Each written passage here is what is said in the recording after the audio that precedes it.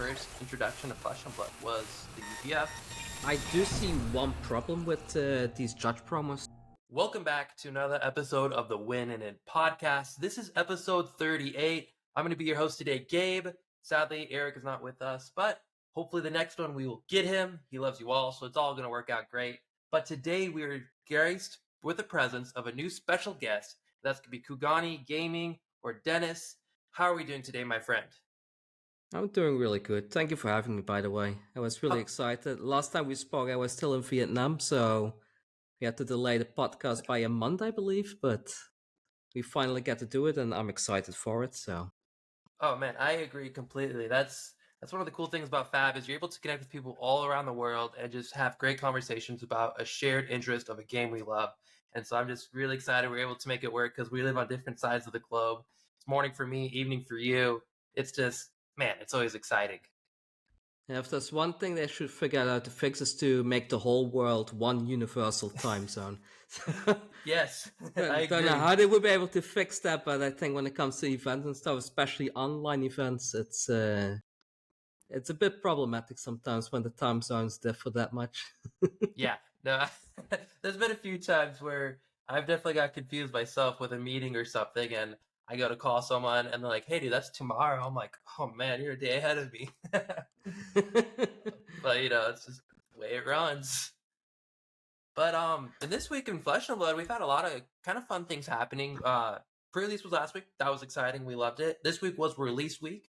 So that was actually last Friday. Or not last Friday, yesterday. Today is Saturday when we're recording this. And I got out. I played some new games, got my hands on some of the cards. Were you able to get any product yourself on release day? I managed to get myself the round the table set, and that's about it for now. Because Nice. I think for this set, I'm going to stick to singles, because I already have my Mechanologist decks, and when you have 300 Mechanologist cards, there's only going to be like 20 or 30 useful ones for a deck, so I'm probably going to be sticking with singles for this particular set, but it's shaping up very nicely. And for anyone out there, like, we did our pre-release and we used 6 packs instead of 4, and it was such a great experience. That's awesome. Yeah, I think it's always, like you said, going for singles is always probably one of the better ideas, especially just because how high prices can start. And that's like just the amount of like money you'd have to put into open X amount of boxes to get the actual playable cards. Especially with the pre-release pricing too, because we know how it can start really expensive. And then if you wait a couple weeks, more hits to supply, more hits to market, and you're actually able to buy them at decent rates, kind of where they land. Is there any cards you're hunting down yourself right away for like a deck you want to build or anything? Well, the one thing that I would really like to have is the Light Warrior Legendary. I forgot the name already, but it's the one that lets you charge and draw a card. Warband of that Bologna.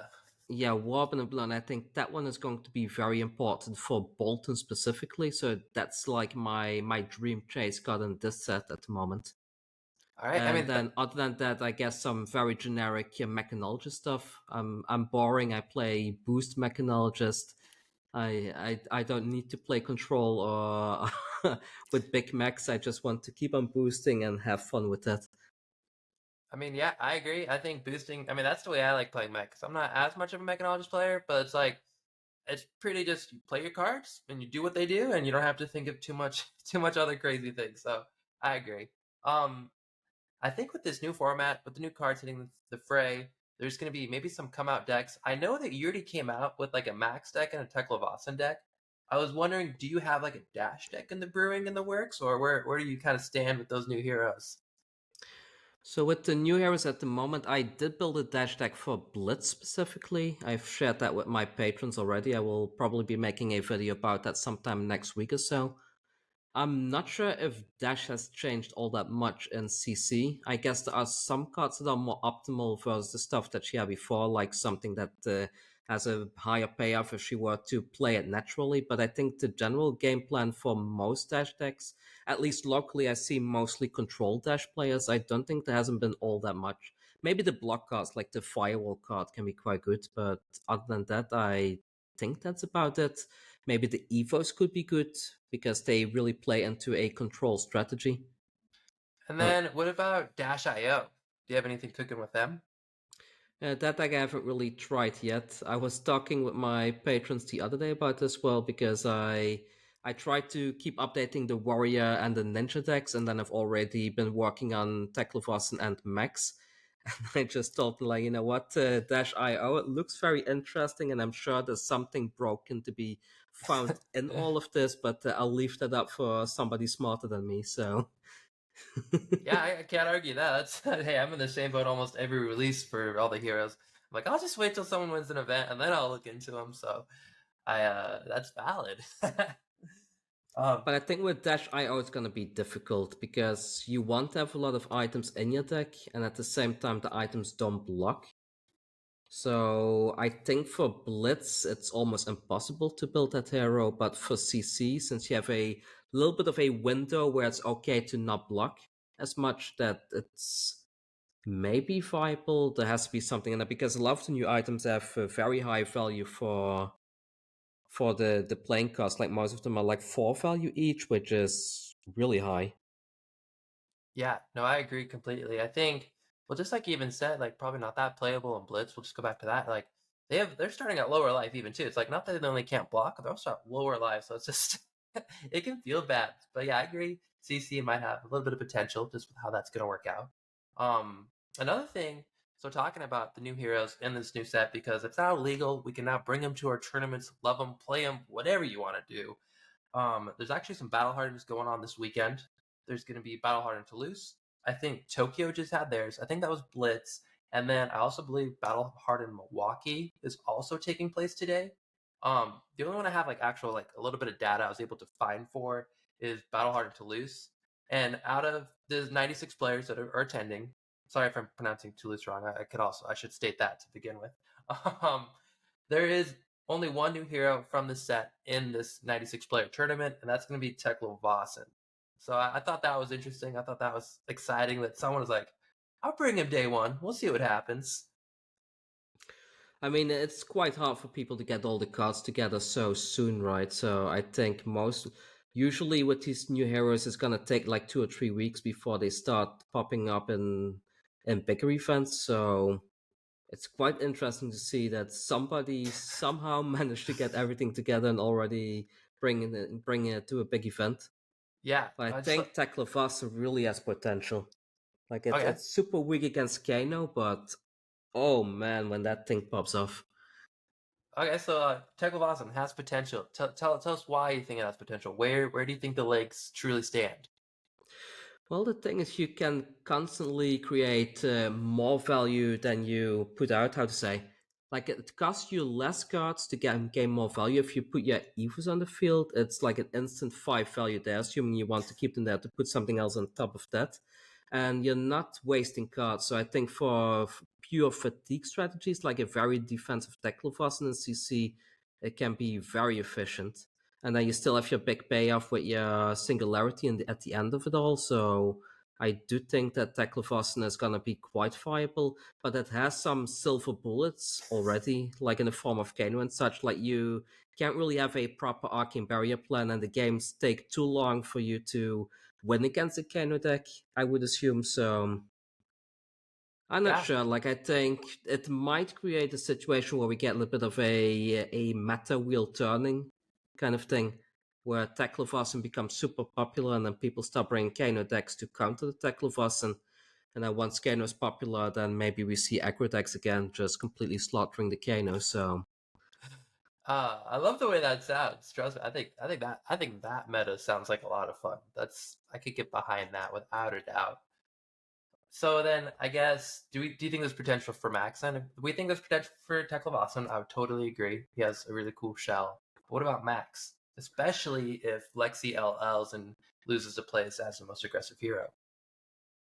I think for Max specifically, the thing that deck does well is you can very easily boost for 4 or 5 damage, waste one card with boosting that away. But then you create your hyperdrive or you Banksy after that, so you have a constant 6, 7, 8 value with just 2 cards played, assuming the boost card you play and the one that you banish away. So I do think that the deck has potential against fatigue strategies if you start with like a 67 base deck or something like that. The one thing that does worry me about the deck though is if you're playing with the Banksy and you end in that end game scenario where you cannot boost anymore, you will not be able to create hyperdrivers, and if you don't crank anything, you can also not attack with the Banksy. So it's a bit double-sided. Like, I've played a lot of max games in CC, and for the most part you don't really end up in that end game. Like, you can sustain yourself enough and keep on piercing some damage here and there that you can win your games eventually.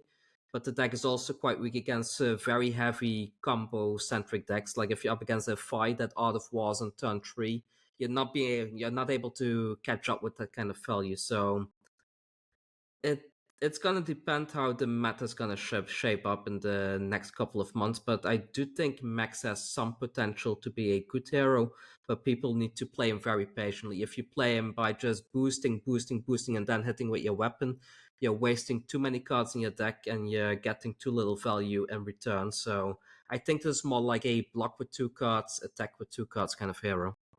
Yeah, no, I would agree. I haven't played too much Max myself. I played him like a little bit in pre-release. I haven't even built a deck yet online with it. Like, I know that's some people would frown upon me for that, but no, I mean that's viable. What you said makes sense. The couple games I played, I could totally see that. That's how I played it in pre-release, where I wasn't just to the wall with it. So I agree. I think so. Talking about the decks, CCs, they're doing well. Like, especially what made me think of this is when you're talking about Fi with Art of War. At these events, there's the new judge packs distributed. I don't know if you've seen the new judge packs. Have you? I've seen them. I've Okay. seen them. They're crazy. So at these Battle Hardens, the new judge pack 2, the waves are going into the judge's hands. And I don't know if you guys have heard before. We'll just assume you guys never heard of a judge pack. What that is it's a compensation for a judge when he does a tournament, does work, so on, goes to events, callings, even conferences and whatever have you. LSS gives them a pack like, hey, thank you for helping out. And this pack will have 6 random cards out of like a 6-card pool. So it's like 1 out of 6 you'll pull, go figure. And they're cold foil. Like last season, some of the notable ones was like cold foil Therion. There was cold foil Arclight Sentinel, some sweet cards. And what was it? 5 days ago, they released what's going to be in the new packs. They released 3 of them. We knew about Fate Foreseen, Smash and Good Time, and then Proclamation of Abundance. But there's still 3 cards we didn't know about. And so that I know there's a lot of anticipation and hype this upcoming week just to figure out what those other 3 cards are, because judges are going to be opening packs, so we're going to find out. And we found out Vincent Iron Maiden is in there, cold foil, Last Ditch Effort, cold foil, and then the cherry on top, the Fi lovers are going to love it, like we were just talking about. Art of War cold foil is in that. What are your first thoughts on that? Well, when I first saw it, the first thing that went through my mind when I saw it is like, oh, cool, that's really going to help judges to make their work well. Because these things are probably going to be selling for at least a couple of $100, I would imagine. So I think it's really cool that they figured out a way to, in a way, they create artificial scarcity by making sure that these things only go to the judges, and that the judges can sell these to earn a decent income for all the efforts, because a lot of time and effort goes into flying all over the world. Like, some people even have to pretty much commit to it full time, because you cannot keep asking your boss if you work for a company like, hey, can I take 1 week off? I need to go judge an event somewhere. So I think it's really cool. And also from a collector's perspective, like, having cards that are really hard to come by and that hold value, that don't impact the game because people are able to buy the cheaper versions online for the decks if they want to play with the cards, I think it's a really cool thing. I saw some discourse here and there about Vincent being in the pack as well, but I mean, come on, like, people need to, well, in my opinion, people need to get out of the mindset that everything has to be for everyone. Like, it's perfectly fine playing with a rainbow foil card, in my opinion, but Yeah, I mean the card is just meant to be played at the end of the day, so I agree. I think cold foil Vincent in this product is completely fine. As we know, Vincent's not the most playable hero in any of the formats quite yet. I mean, it's done well in Blitz, but like CC, it hasn't done too much. There is a Vincent player though in Battle Hardened Toulouse, so best of luck to them. I'll always say that. But I think it'll help just even the price of the card instead of it just going like super cheap, kind of like the Riptide Cold Foil did. in this last season. I think it'll help with the price. It'll make it a little more like, yeah, like I said, it's more scarce to get, so it's more. It feels cooler when you get it, you know. Um, I do think though the craziest thing that I thought about this, and I've seen on Twitter and so on, is the Cold Foil Art of War.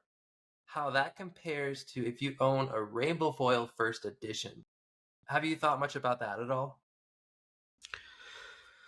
I mean, yes and no. If we look at something like Magic the Gathering, for example, like if you look at a first printing of like a Shivan Dragon or whatever, like those cards still hold value to this day because it's the first few sets. They Hmm. are special. People collected them, so they are special because they're from that set. And I think it's going to be similar with these kind of products that it's a cold foil, and yes, technically that's a higher rarity than the rainbow foil, but it's not an alpha product or a first edition product in this case because it's Arcane Rising. So I suspect that the price may initially drop a little bit, and then after that will probably go back up again because collectors do want to finish the set. They want to have a master set of Arcane Rising first edition. So I don't think it's gonna make a huge difference in the long run. In the short run, sure, it's gonna probably let the price plummet a little bit, but that's fine. Yeah, no, I'm 100% with you there. I think the first edition foils will still hold their value and price. Like you said, it might drop a little from people just getting scared, not really know what's going on, like, oh, this whatever. Or maybe they just prefer the cold foil versionings of cards and they're just like, oh, just switch it out easy. But I do think, yeah, it's the first edition, it's the foil. Those packs are hard to come by. Those foils are hard to get. And so I definitely do believe those will maintain their value a lot more. So I wouldn't be too worried myself. Even if like we're talking about alpha first edition and down the line they start reprinting say even like a cold foil and lightning strike, I still, if I'm sitting down and playing against a person, I'm always gonna be like, first edition foil is cooler than say a judge promo cold foil, especially if it's an alpha pink. Like that's where I'm like, that's the coolest thing there could be. So yeah. I mean, we had that before, no? Like, if somebody has like an alpha sing below, even if it's not foil or anything, you're still like, oh wow, cool, it has a pink strip. So I think that that factor of like, oh wow, it's a first edition card, like that's been around since the very beginning. It just has something special to it. So I don't think that these cold foil printings are gonna do all that much in terms of collectability for the Rainbow Falls. I do know there's a lot of top players that like to bling out their decks that go for the max rarity, and maybe right now the majority of people that are actually buying into these first edition Rainbow Falls might be actually players blinging out the deck.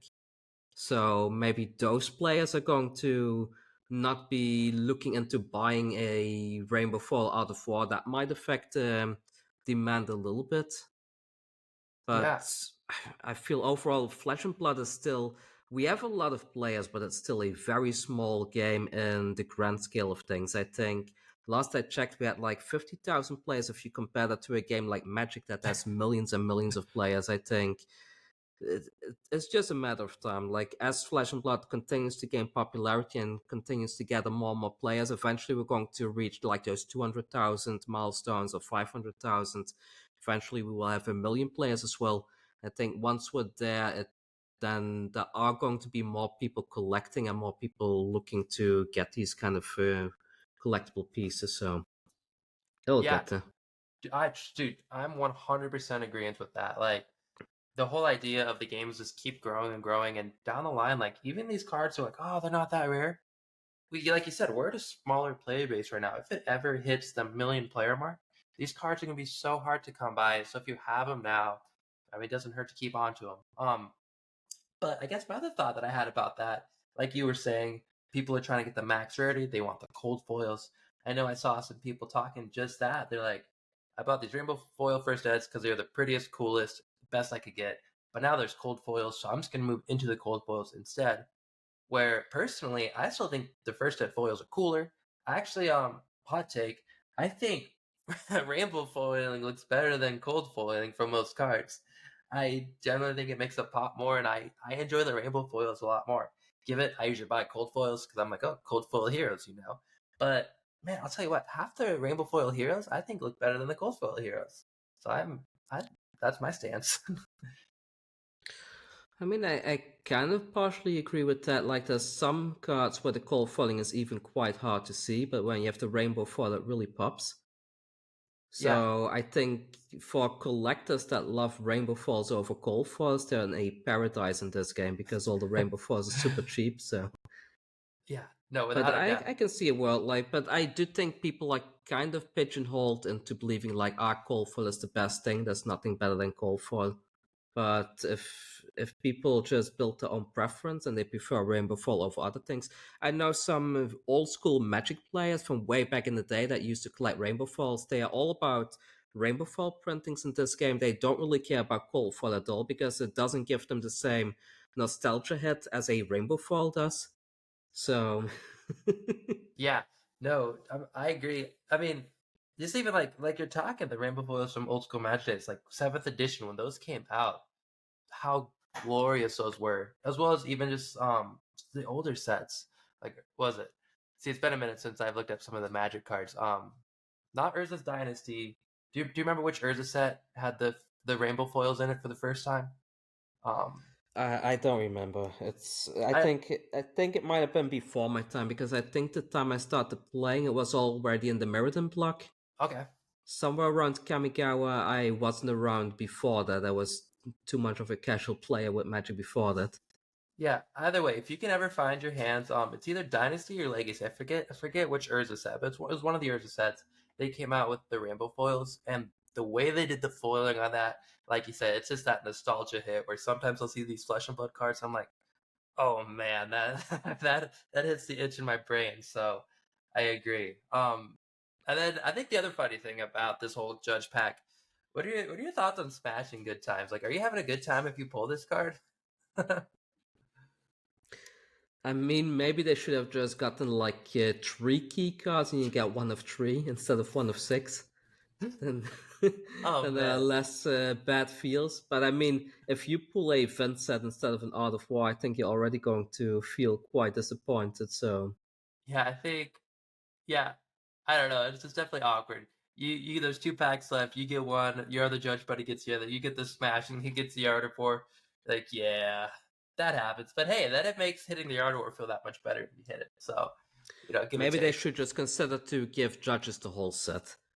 That would Maybe be it's a bit cool. too much, but like they don't need to give 6 cards, but then just make like 1 or 2 special cards each rotation and just Hmm. give them the cards as is, so there's less of a lottery aspect to it. Yeah, or even like on that note, they could even have it where they get a pack, and it's like they're kind of like randomly signed, like they are like random inside. But first event, it's random, 1 of 6, whatever. But then whatever card they open, they kind of like denote it, and then the next event they get a judge pack. Maybe there's a different pool of packs that have 1 out of the 5 cards that they don't have. Give it that's way too convoluted. There's too many like working intervals to make that happen. But even like if they don't even have that as a pack, they just have like the cards in a pool and they'll randomly get assigned one of them. Where if they get 6 events, then they get all 6 cards, and then maybe after that it's all random. So it's like an incentive to keep going more. But who knows? I'm not a Yeah, judge. yeah, I would like that, but I mean, with physical products, kind of hard to do. Yeah. If it were a digital game, it would be perfectly possible to have like a pity timer to pull certain cards, but I think it's too much for them to manage unless they set up a system that they send the prize support to the judges themselves. Hmm. It would cost them a little bit extra, but maybe that's the way to go. Or they have a system that once a judge has attended X amount of events, that they will get all 6 for sure. So if they haven't pulled it up until that point, that they will get it eventually. Yeah. No, that's. I mean, right there. That makes sense.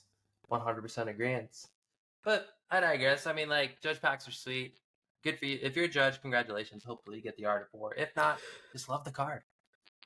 I do see one problem with these judge promos though, Mm-hmm. and like right now, at least within my friends fair, there's a lot of people that now try to become a judge for the promos, not because they love being a judge and they have love for building the community.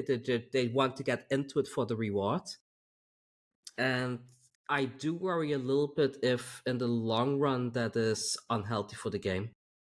It definitely could oversaturate it with I guess people not in it for the right intentions. Maybe they'll come to love judging and then it will work out.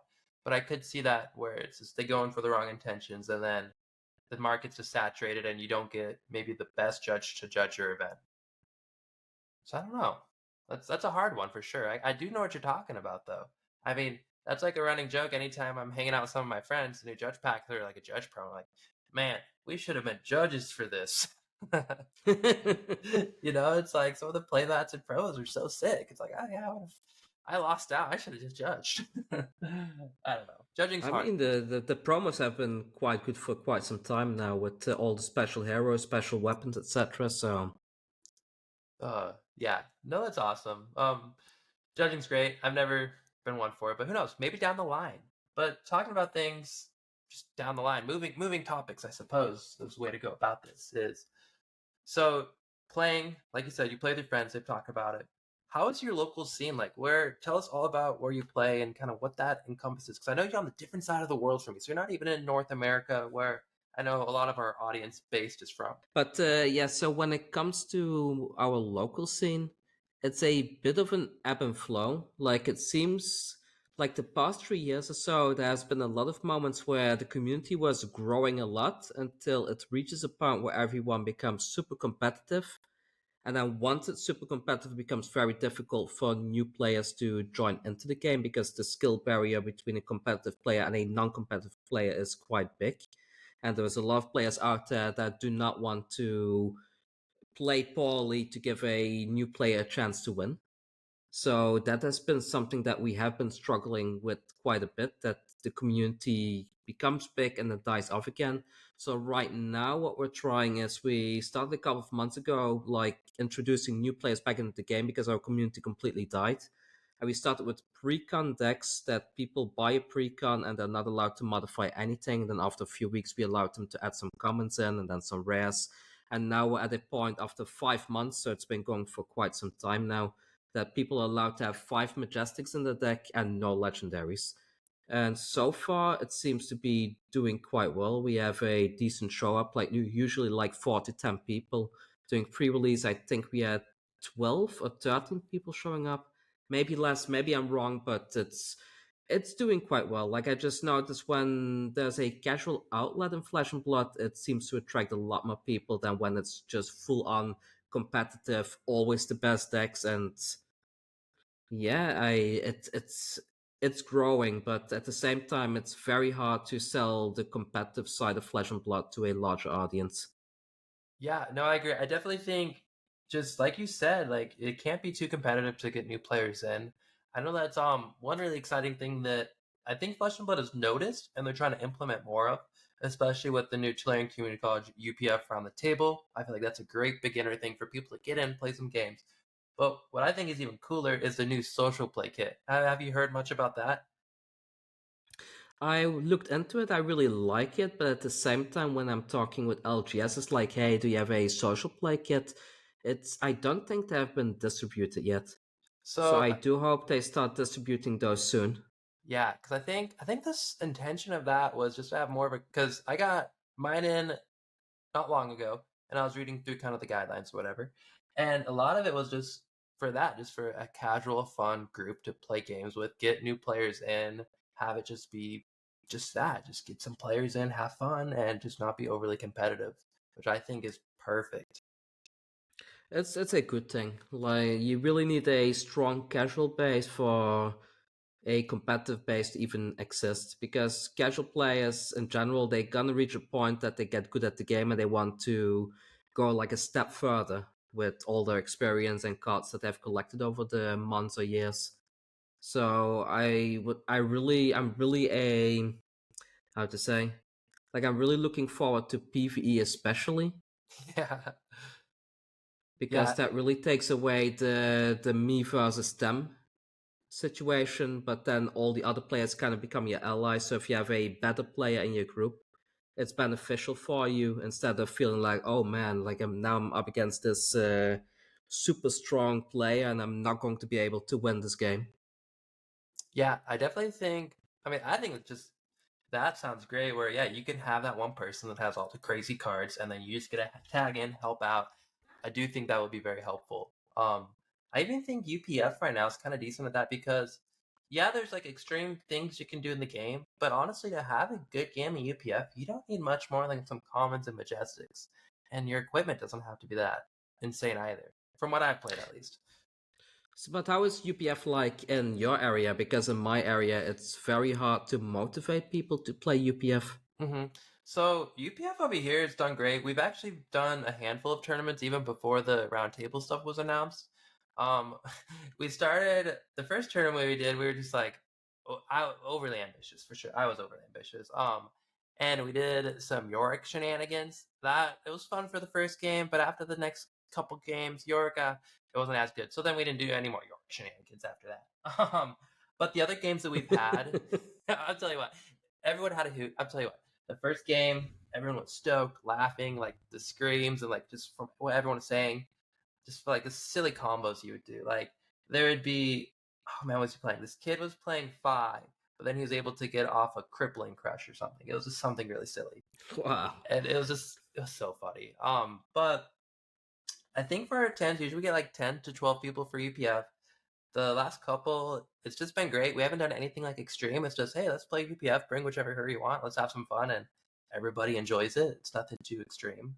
And then last night we did a UPF event as well. Speaking of the devil, with the round the table set, we did like a pre-con of that. We had 15 players, and the chatter and excitement for everyone was like, it was so cool. People loved it. A lot of people came up afterwards like, hey, I need to get the other decks for this. Like, this format is way better than I would have imagined. And it was the first tournament for some people too. So that was like the first introduction of Flesh and Blood was the UPF. And I think a lot of that draw was because it was Tulare Community College name was on it. They're like, oh, I like him. I like the game. Like, I've seen some about it. Let's go try it out. And it hooked at least 3 new people for us, which I thought was awesome. So it's strong here. And I think that's also very important. Like I see the discussion online a lot when I mention to people like if the game is too overly complex and too overly competitive. As a new player, if you join an armory event and all you do is lose every game, and then at the next armory event you also lose every game, and the next one you also keep on losing every game, there are some people that see that as a challenge, like, hey, I want to get good at this. I will figure out how to do this. I will figure out how to become good at this game so I can also start winning. But the majority of people that I interact with, at least, if they keep losing over and over, they kind of lose motivation and they don't really build a positive connection with the game. They just see it as a game that they're not good at and that they just keep losing in, so what's the point playing? But with the round the table kit, I think what is good about it is that people instantly build a positive connection with the game because winning and losing doesn't really matter anymore. You're just having fun, you're playing cards, and you're just having a great time. So I do think that the social play program is going to be quite impactful in getting more people engaged into Flesh and Blood. Oh, without a doubt. Well, even with how strong they made these decks, I went into it not knowing what was in my deck because I've just been so busy this week. I was like, whatever, because we randomly signed.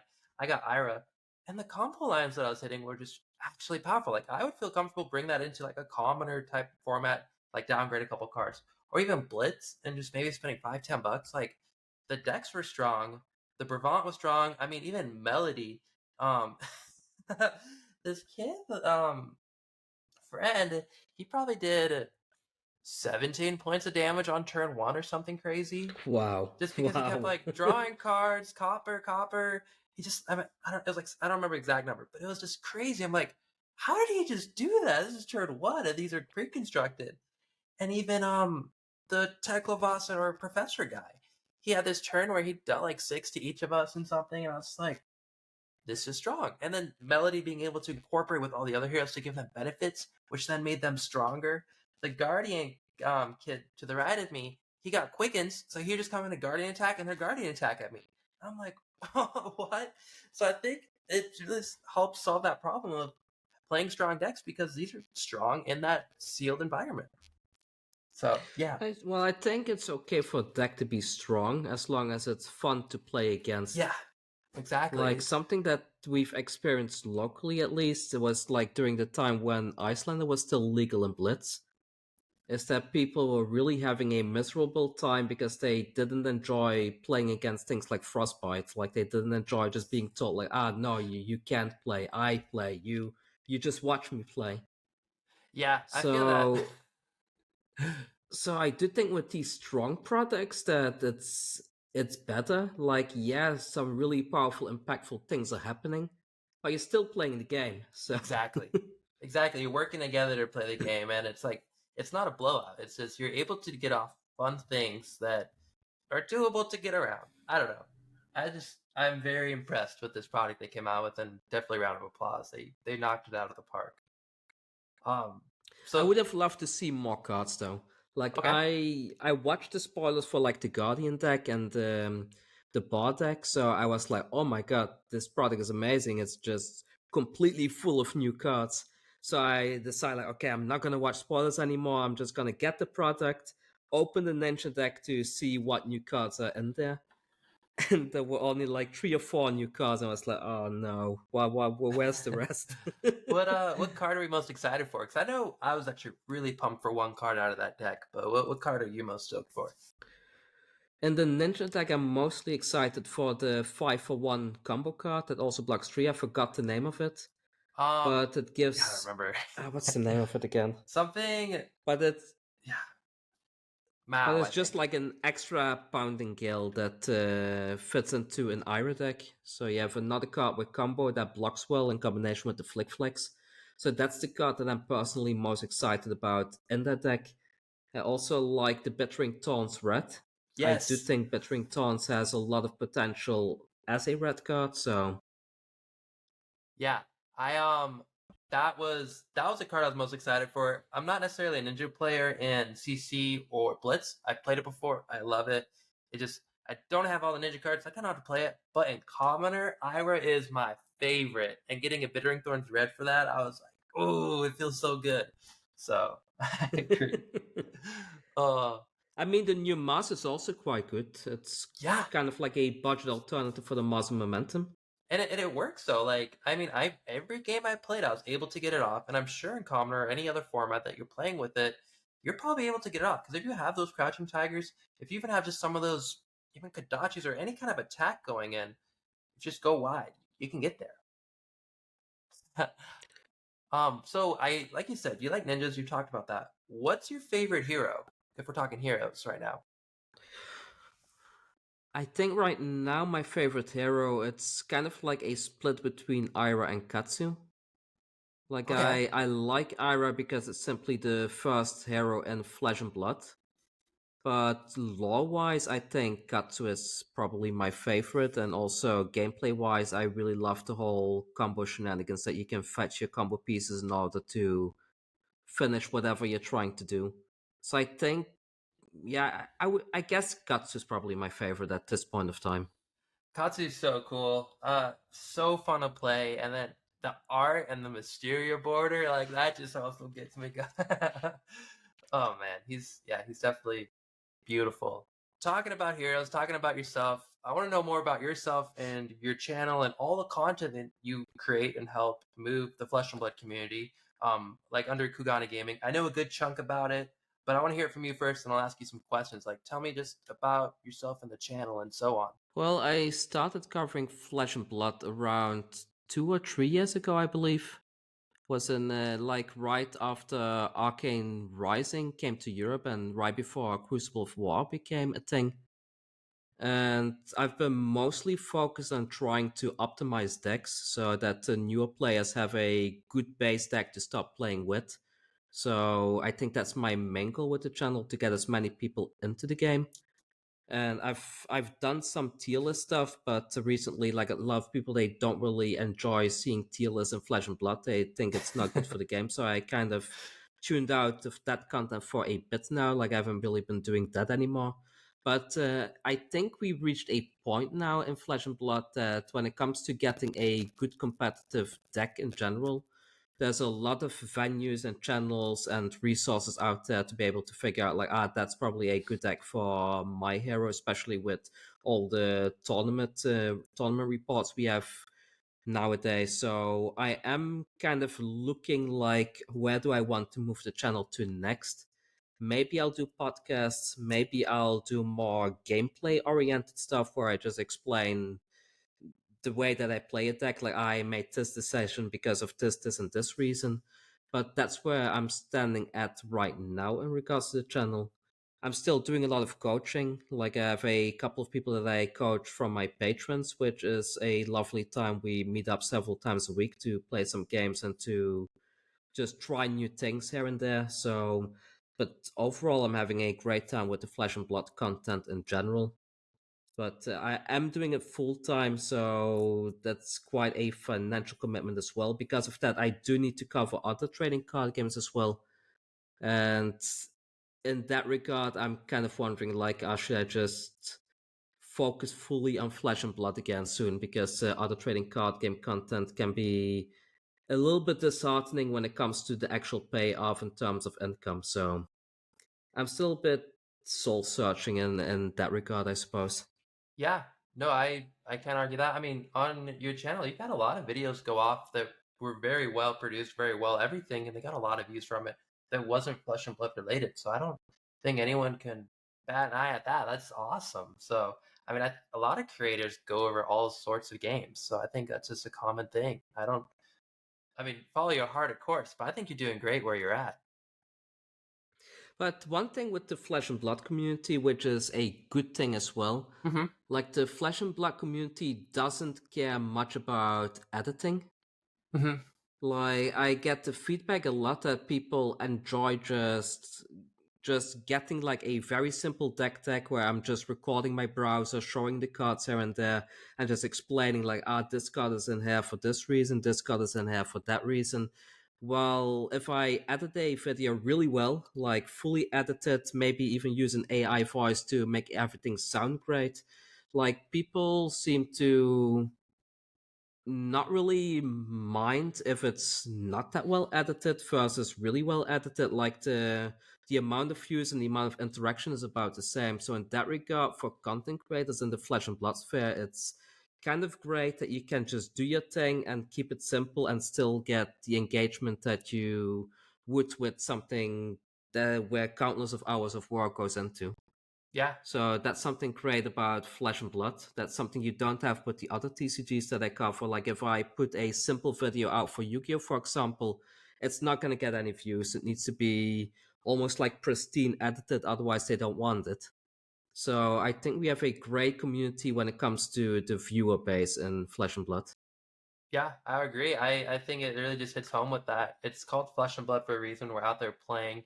It feels like we're with people. So it's like when we watch any kind of content, we can kind of just tap in and be like, this is just a home vibe. Like we're just hanging out, playing games, learning together. So I think that goes into it. I love that.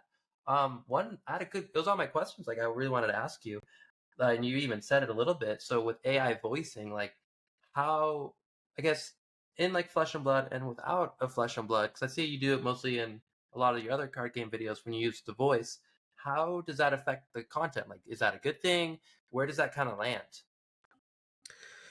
Well, the thing is, because of my autism, I tend to stutter here and there, and when I'm recording a video, that can be quite frustrating, especially that there are like these, I don't know, like these little bit of mental phases where suddenly I cannot speak the way I would want to speak, or there is too much noise, and then I get a bit overly stimulated with the noise, and I cannot create the content the way I would want to. So for my workflow, having the AI voice has been kind of a blessing because That's I good. can just be like, okay, you know what? I will take my phone, I'll take my laptop, I'll go take a walk in the forest, sit by a creek, and just write my script there, and then turn it into an AI voice, and then it makes the editing easier because I can just take chunks. Like, okay, this is the topic. I turn that into an AI voice, and I just put the images in there, and it's done. So for getting videos produced, it has been absolutely amazing. It really cuts down on the editing time. I think a video that normally takes like 8 hours to edit now only takes 4 hours, which is Nice. it's huge. And it gives you a lot more time to just work on a proper script that you don't keep on repeating what you've already said several times in the videos. Because I generally, when I record videos, I have a very bad time reading a script. So I usually do my stuff unscripted. So it's a very useful tool But at the same time, I do notice within the Flesh and Blood sphere that people don't enjoy it. So I went back to just voicing things in myself. It was very useful during the period that there was a lot of renovation going on in the apartment block that we live in, that I just couldn't record any voice related things. So sometimes if there's a lot of noise, I still put out a AI voice generated video just so that I can get some content out without losing like an entire week waiting for the renovations to stop. So yeah, it's a useful tool. Let's just leave it at that. Yeah, no, I agree. I like you said, it's a useful tool. I think it's just another thing people can add to their suite of editing content. It's like you have Adobe Premiere to actually make the process to put it together, Photoshop to make the titles and images and so on. I think it just adds another piece to someone making content. I like AI stuff. I think it's helpful, it's useful. Like you said, it's helped you. So I think it's a great thing. I'm usually all for anything that can help anybody create content because creating content is awesome and it's good just to communicate your opinions to other people. So, but another question that I have, it's kind of in the AI realm, kind of not. I've seen you animate some things before. Like I think it was like a year back or so on your Twitter, you posted like a file. You said you were working on an animate. How do you go about doing that? Which one was that? I think it was Phi Rising Rebellion. I was just scrolling through your Twitter and I saw it on there. It was Oh, let's see here. It was June 5th, 2022. Work in progress. Busy animating some stuff for tomorrow's spoiler video. Ah, yeah, I just take like still images and then what was the name of that program again? There's a program that lets you kind of select like areas you want to keep still, and Mm-hmm. then other areas you can animate. You can select like which kind of effect you want for it. So if it's like flames, for example, you can click something that has some heat effects, so it looks like there's like heat coming from the flame, so you can Oh, add cool. light effects onto stuff. And that was kind of fun to do. Like I animated a bunch of flesh and blood art that I still regularly use in my backgrounds of my videos. And I should probably do more of it, to be honest. I haven't done it for a while now, but there are some programs for that, like that can turn still images into something animated. You can also do it with Photoshop, that you kind of cut things out and you create a background and you move things manually. I used to know how to do that, but it's too long ago that it also took way too much time. Like I would imagine. the apps where you can just like this area I want to have flames, oh this area should have some smoke, it's just much faster and much more efficient. Not that's high quality, but I think just have a bit of movement is usually good enough. Plus the Flesh and Blood website has a lot of animated heroes that you can use Oh, in yeah. background, I so love using they have those. so there are plenty of resources nowadays to have some variation in your videos in general. But I love doing the little animation stuff and being able to create something flesh and blood related. It's a lot of fun. Yeah. No, I think it just looks great too. I'm a big fan. Talking about like, changing up an image to make it do things. I saw this one's kind of like more in the weeds, but I like talking all the fun things. I saw you did an altar on a dory before. Did you ever continue making altars? I did a few that I gave to friends here and there, Okay. but I didn't bother recording it. Like the altar videos, they didn't perform that well. Okay. So there wasn't really a market for it at that time. But I think nowadays, especially if you see Blackwing Studios, all the awesome things Hmm. they put out, and like Ira of Mystery on Twitter with all the little shadow box things, that those are really cool. So I do think that nowadays there would be more of a market to do that kind of content again.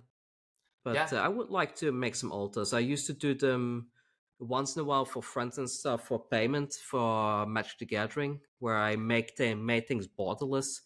Nowadays, there's not much of a market for that anymore because Magic already creates borderless cards nowadays. Yeah. But making altars is a lot of fun.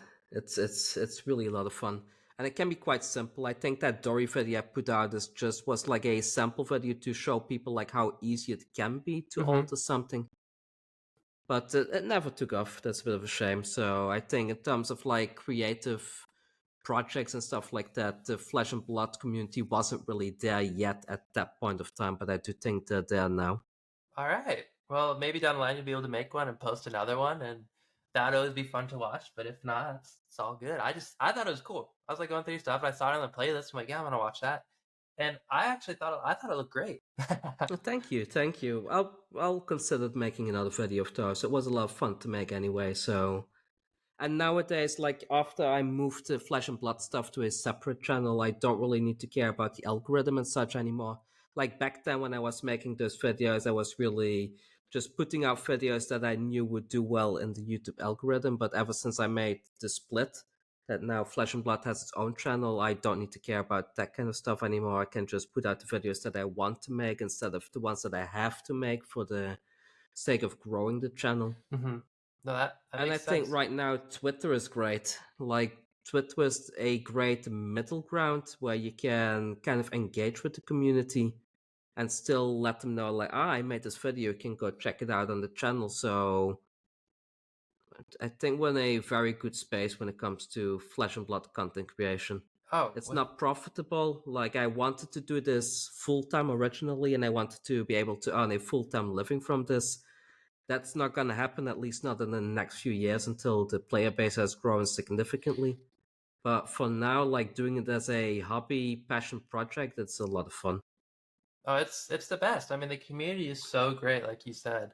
Everyone just is so well connected, even like through Twitter and then into YouTube. Like it's so like in tune with each other that it does feel like you're just hanging out with a big group of friends, and I love it. I had a bit of an issue with it in the beginning. I was arguing with the trolls, I would say. Okay. Like, especially on Twitter and such. Like, if there was any negativity surrounding my channel, I would really heavily go into that. But the past few months, like, anytime anyone is even remotely negative, I just block them. Fair And enough. it has really made the social media experience a lot more present, let me tell you that. Okay. So if you're a content creator out there and people are negative, just block them. They don't like your channel anyway, so you're not losing a customer or a viewer. Totally. Can't argue that. There's more interaction, I suppose. Um, anything else you want to tell people about yourself or your channels or your ambitions? When it comes to the channel itself, like one of the things that I'm currently looking into is to maybe start hosting some online tournaments again. I used to do them on the channel, like these little charity tournaments once in a while in the past, but I stopped doing those. So that's something that I am looking into that I would like to start again because it creates a lot of value for other people that are not involved in our card space as well. So that's something that I am looking into right now that I might have an announcement about in the near future. And other than that, if you enjoy ninja decks, if you enjoy warrior decks, then my channel is probably the place to be if you aren't subscribed already. If you want to find me, I'm on YouTube. Just type Kugane and then type FabTCG behind, and you should be able to find the channel. There are two channels. Kugane Gaming is the one where I cover all trading card game content, but the FabTCG one is probably the one where people want to be if they want just the Flesh and Blood stuff. Yeah, it'll also be all linked down below. So you can type it up, search it up. You can also just click the description box. I'll have it super easy, just a hyperlink. Click it and you're there. Definitely subscribe if you haven't already. It's exciting stuff. And then Thank you. Twitter. Is your Twitter handle just Kugane Gaming as well? Yes, it's Okay. twitter.com/Kugane Gaming. Like, I tried to keep everything Kugane Gaming. Of course, after I split the Flesh and Blood content away, I had to choose a separate handle for that. But mostly when there's a social media, Instagram, Twitter, Facebook, it's all /Kugane Gaming. Awesome. Yeah, that's easy to find. That's the best way to do it. I love it. Well, I think I've asked almost all my questions. I just really appreciate you coming on, hanging out with us, talking Flesh and Blood, just enjoying the game and for what everything is about it. So thank you. And thank you for waking up so early. Like, I Oh. know the time zones are quite difficult to find a time that fits for everyone. But I'm glad that we were able to find at least some time slot where we could Agreed. have this discussion. No, I really do appreciate working with that. Because I know, remind me your exact, like, what city do you live in? Right now we live in Hasselt in Belgium. Okay. Cool. And we're looking to move soon, so we will probably move either to the Netherlands or some nearby city from here. But cool. At the moment it's Hasselt. Just to give reference to anyone listening that heard us reference that a few times, that I woke up early and it's your evening. So they're over in Belgium. I'm in Montana in the States, so just around the world. But it's awesome how we can connect. I do appreciate that. Other than And the that, community is very tight knit all around the world. I think at yes. this point almost everyone knows almost everyone. So It's awesome. It's like, well, half the time I don't even realize someone's, I guess, not in my home area, because I'm just like, oh, they're always posting when I'm posting, talking when I'm like looking on Twitter. So I'm like, oh yeah. And you come to find out they're in Australia or New Zealand or in Belgium, and you're like, all right. It's cool. It's awesome how quickly we can all connect with each other from being so far away. Now we've got to play in the flesh and blood. Do you have any? Are you going to any big tournaments? I was going to ask you that earlier. I spaced it. That anyone can find you at?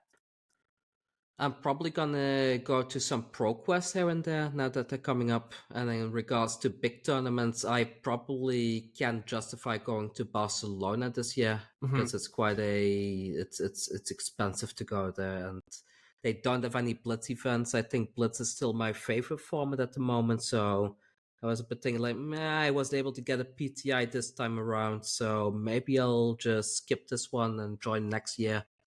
Totally. So think for now, maybe some Battle Hardens nearby, some Callings nearby, and ProQuest. That's probably going to be it for the next few months.